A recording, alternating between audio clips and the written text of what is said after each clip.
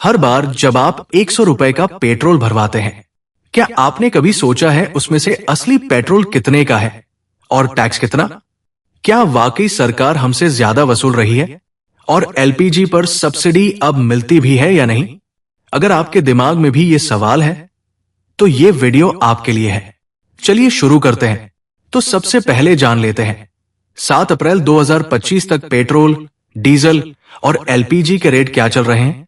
Petrol Delhi 94.77 रुपए प्रति litre, Mumbai 103.50 रुपए प्रति लीटर, डीजल दिल्ली 87.67 रुपए प्रति लीटर, मुंबई 90.03 रुपए प्रति लीटर, एलपीजी सिलेंडर 14.2 किलो वाला दिल्ली 803.00 रुपए, मुंबई 802.50 रुपए।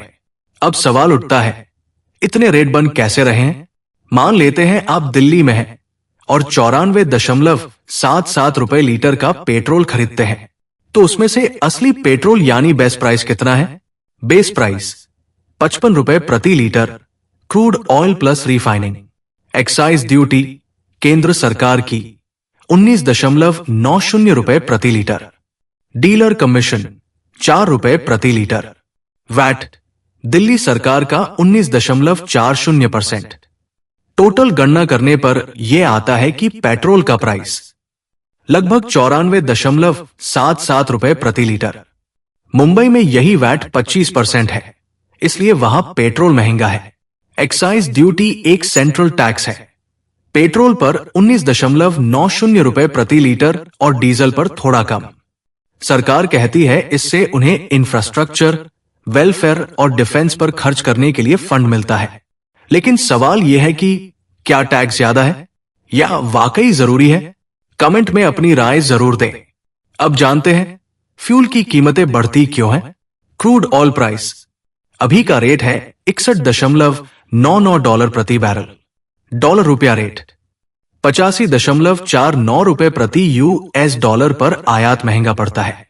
सप्लाई डिमांड में गड़बड़ी, टैक्स स्ट्रक्चर में कोई बदलाव, मतलब देश के बाहर की हवा और देश के अंदर का टैक्स दोनों मिलकर दाम तय करते हैं। लोग पूछते हैं फ्यूल को जीएसटी में क्यों नहीं लाते? सच ये है कि केंद्र और राज्य सरकारें पेट्रोल डीजल से भारी कमाई करती हैं। अगर जीएसटी में लाया गया तो सब जगह एक जैसे दाम होंगे और राज्यों को राजस्व में घाटा हो सकता है।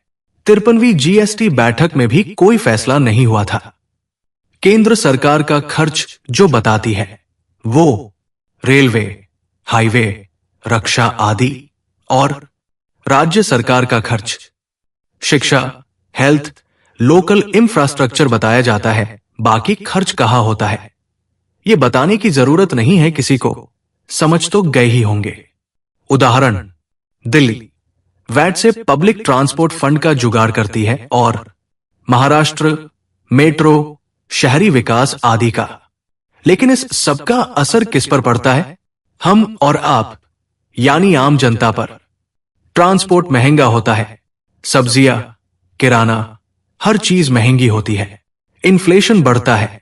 2021 में बैंक ऑफ अमेरिका ने कहा था फ्यूल प्राइस हाइक से जीडीपी स्लो डाउन होती है और कंज्यूमर स्पेंडिंग कम। प्रधानमंत्री उज्ज्वला योजना के तहत कुछ लोगों को सब्सिडी मिलती है 300 रुपए प्रति सिलेंडर, साल में 12 सिलेंडर तक। बाकियों को मार्केट रेट देना होता है, यानी 800 रुपए से ज्यादा। सोशल मीडिया और एक्सपर्ट्स का कहना है सीआईआई ने बजट 2024 में सुझाव दिया था कि एक्साइज ड्यूटी कम हो। कुछ लोग मानते हैं टैक्स जरूरत से ज्यादा है। कई एक्स यूजर्स कह रहे हैं 100 रुपए पेट्रोल में 50 रुपए टैक्स है। क्या यह सही है? एक तरफ सरकार कहती है रेवेन्यू जरूरी है, दूसरी तरफ जनता कहती है कीमतें कम करो। आखिर सॉल्यूशन क्या है? टैक्स में संतुलन, रेवेन्यू का सही उपयोग, टारगेटेड सब्सिडी जैसे पीएमयूवाई। अब फैसला आपके हाथ में है। क्या आपको लगता है कि पेट्रोल डीजल पर टैक्स कम होना चाहिए? नीचे कमेंट में बताइए और इस वीडियो को शेयर कीजिए ताकि और लोग भी सच्चाई जान सकें।